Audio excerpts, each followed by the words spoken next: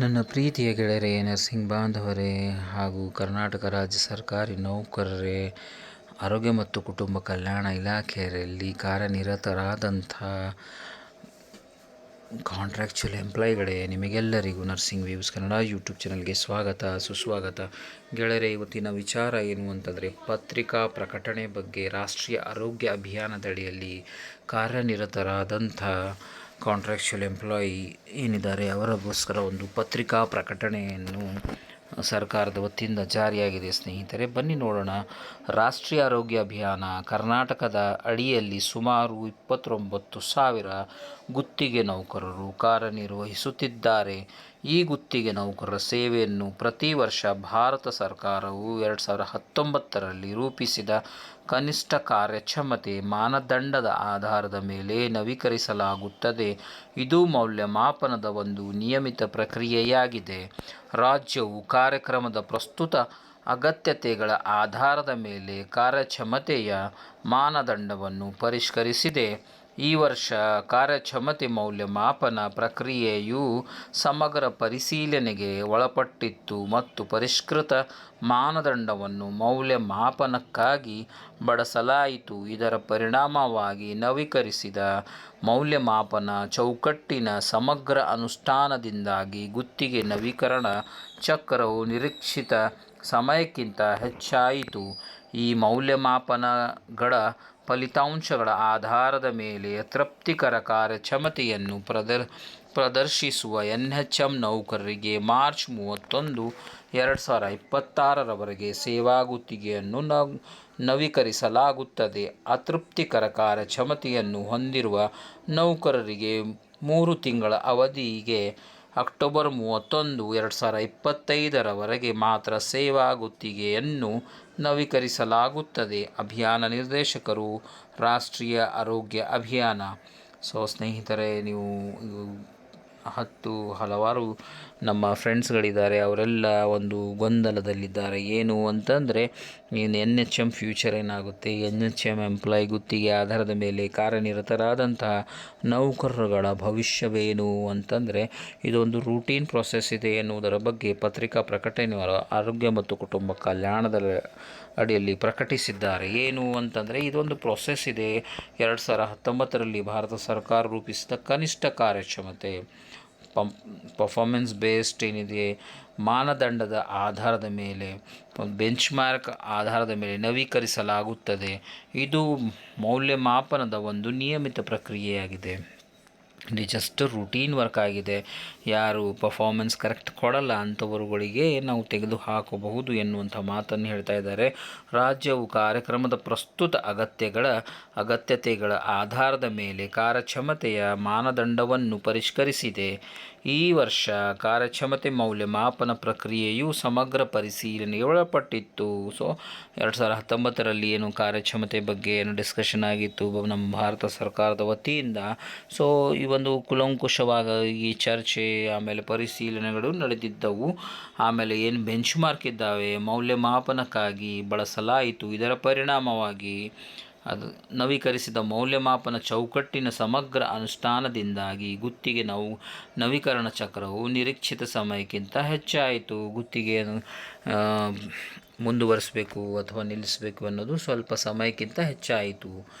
ಈ ಮೌಲ್ಯಮಾಪನಗಳ ಫಲಿತಾಂಶಗಳ ಆಧಾರದ ಮೇಲೆ ಬೇಸ್ಡ್ ಆನ್ ದ ಇವ್ಯಾಲ್ಯೂಯೇಷನ್ ಏನು ಮಾಡಿದ್ದಾರೆ, ಸರ್ವೆ ಏನು ಮಾಡಿದ್ದಾರೆ, ತೃಪ್ತಿಕರ ಕಾರ್ಯಕ್ಷಮತೆಯನ್ನು ಪ್ರದರ್ಶಿಸುವ NHM ನೌಕರರಿಗೆ ಮಾರ್ಚ್ 31, 2026ರವರೆಗೆ ಸೇವಾ ಗುತ್ತಿಗೆಯನ್ನು ನವೀಕರಿಸಲಾಗುತ್ತದೆ. ಅಂತಂದರೆ ಯಾರು ತೃಪ್ತಿಕರ ಕಾರ್ಯಕ್ಷಮತೆಯನ್ನು ಪ್ರದರ್ಶಿಸುವ NHM ನೌಕರರಿಗೆ ಮಾರ್ಚ್ 31, 2026ರವರೆಗೆ ಸೇವಾ ಗುತ್ತಿಗೆ ನವೀಕರಿಸಲಾಗಿದೆ ಎನ್ನುವಂಥ ಮಾತನ್ನು ಹೇಳ್ತಾ ಇದ್ದಾರೆ. ಸ್ನೇಹಿತರೆ, ಅತೃಪ್ತಿಕರ ಕಾರ್ಯಕ್ಷಮತೆಯನ್ನು ಹೊಂದಿರುವ ನೌಕರರಿಗೆ 3 ತಿಂಗಳ ಅವಧಿಗೆ ಅಕ್ಟೋಬರ್ 31, 2025ರವರೆಗೆ ಮಾತ್ರ ಸೇವಾ ಗುತ್ತಿಗೆಯನ್ನು ನವೀಕರಿಸಲಾಗುತ್ತದೆ ಅಂತ ಹೇಳ್ತಾ ಇದ್ದಾರೆ. ಸ್ನೇಹಿತರೆ, ಇತ್ತೀಚೆಗೆ ಒಂದು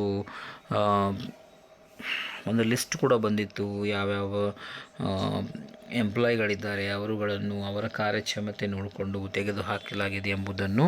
ಬನ್ನಿ ಆ ಒಂದು ಲಿಸ್ಟ್ ಕೂಡ ನೋಡೋಣ. ಸ್ನೇಹಿತರೆ, ಈ ಒಂದು ಸೂಚನಾ ಪತ್ರವನ್ನು ಬನ್ನಿ ನೋಡೋಣ. ದಿನಾಂಕ 29/7/2025 ಸಂಖ್ಯೆ JRO 1A 2025-26 E1843984. ವಿಷಯ: ಕಡಿಮೆ ಸಾಧನೆಯುಳ್ಳ ಸಮುದಾಯ ಆರೋಗ್ಯ ಕೇಂದ್ರಗಳಿಂದ ತಜ್ಞ ವೈದ್ಯರುಗಳನ್ನು ಬಿಡುಗಡೆಗೊಳಿಸುವ ಬಗ್ಗೆ. ಅಂತಂದರೆ ಇವಾಗ ನಾವು ಏನು ಡಿಸ್ಕಸ್ ಮಾಡಿದ್ವಿ, ಕಾರ್ಯಕ್ಷಮತೆಯನ್ನು ಆಧರಿಸಿ ಮುಂದಿನ ಕ್ರಮ ತೆಗೆದುಕೊಳ್ಳಲಾಗುವುದು. ಅದೇ ರೀತಿ ಯಾರು ಪರ್ಫಾರ್ಮೆನ್ಸ್ ಪ್ರಾಪರಾಗಿ ಮಾಡ್ತಾ ಇಲ್ಲ, ಪೂರ್ ಪರ್ಫಾರ್ಮೆನ್ಸ್ ಇದೆ ಅಂತಂದರೆ ಅವರ ನಿಯಮಾನುಸಾರ ತೆಗೆದುಹಾಕಲಾಗುವುದು ಎನ್ನುವಂಥ ಮಾತನ್ನು ನಾವು ಡಿಸ್ಕಸ್ ಮಾಡಿದ್ದೀವಿ ಸ್ನೇಹಿತರೆ. ಅದರ ಕುರಿತು ಒಂದು ಸೂಚನಾ ಪತ್ರ ಇಲ್ಲಿದೆ. ಕರ್ನಾಟಕ ಸರ್ಕಾರ ಆರೋಗ್ಯ ಮತ್ತು ಕುಟುಂಬ ಕಲ್ಯಾಣ ಸೇವೆಗಳು ಆಯುಕ್ತಾಲಯ, ಆರೋಗ್ಯ ಸೌಧ, 5ನೇ ಮಹಡಿ, 1ನೇ ಅಡ್ಡ ರಸ್ತೆ, ಕುಷ್ಠರೋಗ ಆಸ್ಪತ್ರೆ ಆವರಣ, ಮಾಗಡಿ ರಸ್ತೆ, ಬೆಂಗಳೂರು 23.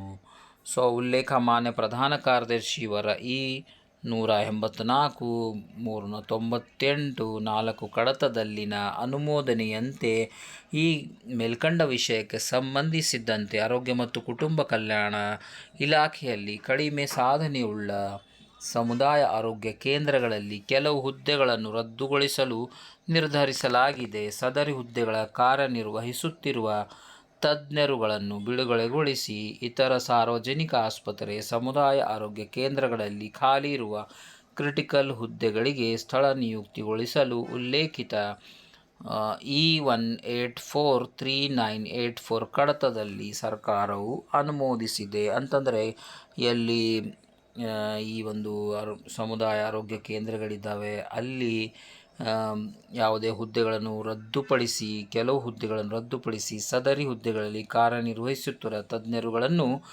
ಕ್ರಿಟಿಕಲ್ ಹುದ್ದೆಗಳಿಗೆ ಸ್ಥಳ ನಿಯುಕ್ತಿಗೊಳಿಸಲು ಉಲ್ಲೇಖದ ಕಡತದಲ್ಲಿ ಸರ್ಕಾರ ಅನುಮೋದಿಸಿದೆ ಎನ್ನುವಂಥ ಮಾತನ್ನು ಹೇಳ್ತಾ ಇದ್ದಾರೆ ಸ್ನೇಹಿತರೆ. ಸರ್ಕಾರದ ಆದೇಶದನ್ವಯ ಹಾಗೂ ಕರ್ನಾಟಕ ರಾಜ್ಯ ಸರ್ಕಾರಿ ಸೇವಾ ವೈದ್ಯಾಧಿಕಾರಿಗಳು ಮತ್ತು ಇತರ ಸಿಬ್ಬಂದಿ ವರ್ಗಾವಣೆ ನಿಯಂತ್ರಣ ತಿದ್ದುಪಡಿ ಆದೇಶ ಮತ್ತು ನಿಯಮ 2025 ಈ ಕೆಳಕಂಡ ತಜ್ಞ ವೈದ್ಯರುಗಳನ್ನು ಕರ್ತವ್ಯ ನಿರ್ವಹಿಸುತ್ತಿರುವ ಹುದ್ದೆಯಿಂದ ಬಿಡುಗಡೆಗೊಂಡು ಆಯುಕ್ತಾಲಯದಲ್ಲಿ ವರದಿ ಮಾಡಿಕೊಳ್ಳಲು ಸೂಚಿಸಿದೆ ಹಾಗೂ ದಿನಾಂಕ 2/8/2025 ಸಮಾಲೋಚನೆ ಏರ್ಪಡಿಸಲಾಗಿದೆ. ಅಂದರೆ ಕೌನ್ಸಿಲಿಂಗ್ 2 ಆಗಸ್ಟ್ 2025 ನಡೆಯುತ್ತದೆ ಅನ್ನುವಂಥ ಮಾತನ್ನು ಹೇಳ್ತಾ ಇದ್ದಾರೆ. ಬನ್ನಿ ನೋಡೋಣ. ಕ್ರಮ ಸಂಖ್ಯೆ ಮತ್ತು ತಜ್ಞ ವೈದ್ಯರ ಹೆಸರು ಮತ್ತು ಕಾರ್ಯನಿರ್ವಹಿಸಿದ ಸ್ಥಳ: ಡಾಕ್ಟರ್ ಸಿದ್ದಣ್ಣ ಬಸವನ್ನಿ ಓಂಕಾರ, ಮಕ್ಕಳ ತಜ್ಞರು, ಸಮುದಾಯ ಆರೋಗ್ಯ ಕೇಂದ್ರ ನುಡುಸಿ, ಚಿಕ್ಕೋಡಿ ತಾಲೂಕು, ಬೆಳಗಾವಿ ಜಿಲ್ಲೆ. 2ನೇದು ಡಾಕ್ಟರ್ ಬಶೀರ್ ಲಡ್ಕಾನ್, ಸ್ತ್ರೀ ರೋಗ ತಜ್ಞರು, ಸಮುದಾಯ ಆರೋಗ್ಯ ಕೇಂದ್ರ, ಶ್ರೀರಾಮ್ ನಗರ, ಕೊಪ್ಪಳ ಜಿಲ್ಲೆ. 3ನೇದು ಡಾಕ್ಟರ್ ಪ್ರವೀಣ್ HS, ಅರವಳಿಕೆ ತಜ್ಞರು, ಸಮುದಾಯ ಆರೋಗ್ಯ ಕೇಂದ್ರ, ಕೊನ್ನೂರು ಮುದ್ದೇಬಿಹಾಳ್ ತಾಲೂಕು, ವಿಜಯಪುರ ಜಿಲ್ಲೆ. ಡಾಕ್ಟರ್ ಕಿರಣ್ ಕಟ್ಟಿಮನಿ HS, ಮಕ್ಕಳ ತಜ್ಞರು, ಸಮುದಾಯ ಆರೋಗ್ಯ ಕೇಂದ್ರ, ಕೊನ್ನೂರು ಮುದ್ದೇಬಿಹಾಳ್ ತಾಲೂಕು, ಬಿಜಾಪುರ ಜಿಲ್ಲೆ.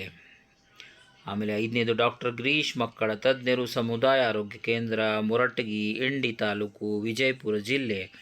ಡಾಕ್ಟರ್ ಭೂರೇಂದ್ರ ಭೂಷಣ್, ಅರವಳಿಕೆ ತಜ್ಞರು, ಸಮುದಾಯ ಆರೋಗ್ಯ ಕೇಂದ್ರ, ನಂದಗಡ ಖಾನಾಪುರ ತಾಲೂಕು, ಬೆಳಗಾವಿ ಜಿಲ್ಲೆ. ಅದೇ ರೀತಿ 7ನೇದಾಗಿ ಡಾಕ್ಟರ್ ಶಶಿಕಲಾ HR, ಸ್ತ್ರೀರೋಗ ತಜ್ಞರು, ಸಮುದಾಯ ಆರೋಗ್ಯ ಕೇಂದ್ರ, ಕೆರೆಬಿಳ್ಚಿ ಚಿನ್ನಗಿರಿ ತಾಲೂಕು, ದಾವಣಗೆರೆ ಜಿಲ್ಲೆ. 8ನೇದು ಡಾಕ್ಟರ್ ಸುಜಾತ ಆರಾಧ್ಯ, ಅರವಳಿಕೆ ತಜ್ಞರು, ಸಮುದಾಯ ಆರೋಗ್ಯ ಕೇಂದ್ರ, ವಂಕಲಕುಂಟರ ಮಂಡರಗಿ ತಾಲೂಕು, ಗದಗ ಜಿಲ್ಲೆ. ಆಮೇಲೆ 9ನೇದು ಡಾಕ್ಟರ್ ಮಂಜುನಾಥ್ ವೆಂಕಟಪತಿ, ಮಕ್ಕಳ ತಜ್ಞರು, ಸಮುದಾಯ ಆರೋಗ್ಯ ಕೇಂದ್ರ, ದುದ್ದು, ಆಲೂರು ತಾಲೂಕು, ಹಾಸನ ಜಿಲ್ಲೆ. ಡಾಕ್ಟರ್ ಮಾಲಿನಿ, ಮಕ್ಕಳ ತಜ್ಞರು, ಸಮುದಾಯ ಆರೋಗ್ಯ ಕೇಂದ್ರ, ಹಿರಿಸಾವೆ, ಚನ್ನರಾಯಪಟ್ಟಣ ತಾಲೂಕು, ಹಾಸನ ಜಿಲ್ಲೆ. ತದನಂತರ 11ನೇದು ಡಾಕ್ಟರ್ ಮಂಜುನಾಥ್ ರೆಡ್ಡಿ, ಮಕ್ಕಳ ತಜ್ಞರು, ಸಮುದಾಯ ಆರೋಗ್ಯ ಕೇಂದ್ರ, ಗಡಿಕೇಶ್ವರ ಚಿಂಚೋಳಿ ತಾಲೂಕು, ಕಲಬುರಗಿ ಜಿಲ್ಲೆ. ಅದೇ ರೀತಿ ಡಾಕ್ಟರ್ ಗೀತಾ SM, ಅರವಳಿಕೆ ತಜ್ಞರು, ಸಮುದಾಯ ಆರೋಗ್ಯ ಕೇಂದ್ರ, ಚಂದ್ರಪ್ಪ ಸರ್ಕಲ್, ಬೆಂಗಳೂರು ನಗರ ಜಿಲ್ಲೆ. ಡಾಕ್ಟರ್ ವಿನಯ್ ಅರವಳಿಕೆ ತಜ್ಞರು, ಸಮುದಾಯ ಆರೋಗ್ಯ ಕೇಂದ್ರ ಹೊಳಲೂರು, ತೀರ್ಥಹಳ್ಳಿ ತಾಲೂಕು, ಶಿವಮೊಗ್ಗ ಜಿಲ್ಲೆ.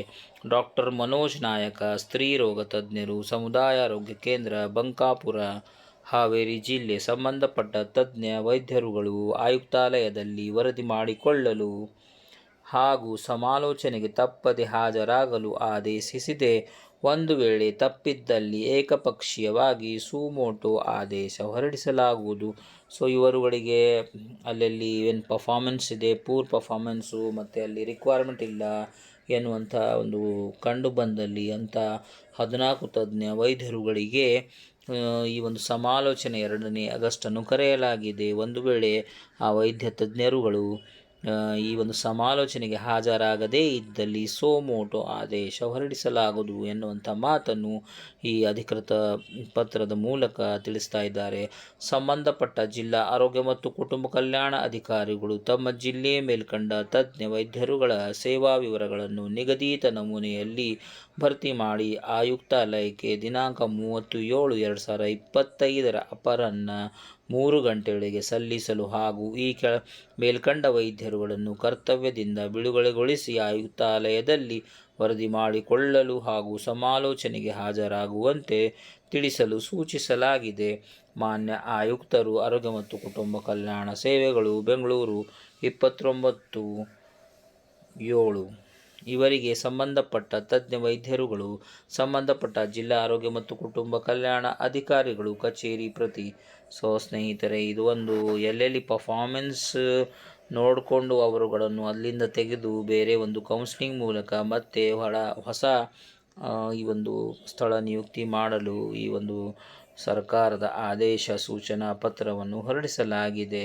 ಸೊ ಒಟ್ಟಾರೆ ಏನಿದೆ ಅಂತಂದರೆ, ಈ ಒಂದು NHM ಹೇಳಬೇಕಾದರೆ ನ್ಯಾಷನಲ್ ಹೆಲ್ತ್ ಮಿಷನಲ್ಲಿ ಗುತ್ತಿಗೆ ನೌಕರರು ಏನು ಕೆಲಸ ಮಾಡ್ತಾ ಇದ್ದಾರೆ, ಅವರ ಕಾರ್ಯಕ್ಷಮತೆ ಅನುಗುಣವಾಗಿ ಅವರಿಗೆ ಕಂಟಿನ್ಯೂ ಮಾಡಬಹುದು ಅಥವಾ ಅವರು ಕೂಡ ತೆಗೆದು ಹಾಕಲಾಗುವುದು ಎನ್ನುವಂಥ ಮಾತನ್ನು ಹೇಳ್ತಾ ಇದ್ದಾರೆ. ಅದಲ್ಲದೆ ಎಲ್ಲೆಲ್ಲಿ ವೈದ್ಯರುಗಳು ಕೆಲಸ ಮಾಡ್ತಾ ಇದ್ದಾರೆ, ಪರ್ಫಾರ್ಮೆನ್ಸ್ ಇಲ್ಲ, ರಿಕ್ವೈರ್ಮೆಂಟ್ ಇಲ್ಲ, ಅಂಥವರುಗಳನ್ನು ಬಿಡುಗಡೆ ಮಾಡಿ ಆಯುಕ್ತಾಲಯಕ್ಕೆ ಕಳಿಸಿಕೊಟ್ಟರೆ ಅಲ್ಲಿ ಸಮಾಲೋಚನೆ ಮೂಲಕ ಮತ್ತೊಂದು ಹೊಸ ನಿಯುಕ್ತಿಯನ್ನು ಕೊಡುತ್ತಾರೆ ಎನ್ನುವಂಥ ಮಾತನ್ನು ಈ ಪತ್ರದ ಮೂಲಕ ತಿಳಿಸ್ತಾ ಇದ್ದಾರೆ. ಸ್ನೇಹಿತರೆ, thank you for watching nursing views Kannada YouTube channel. Do like, share and subscribe.